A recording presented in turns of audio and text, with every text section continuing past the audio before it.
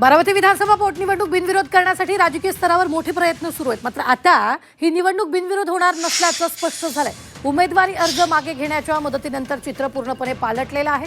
तर या निवडणुकीसाठी एकूण 53 उमेदवारांनी अर्ज दाखल केले होते.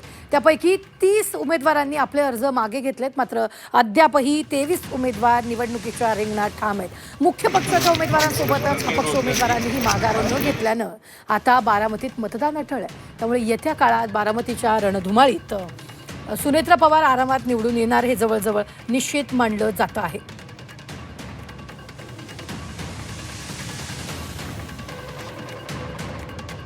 आणि मी विचार केला होता की नाही, मी माघार घेणार आहे. एक महिला सोबत आपल्याला सहानुभूतीची लाट आहे आणि मी इतकी मोठी पण नाहीये की मी ताई समोर लढू.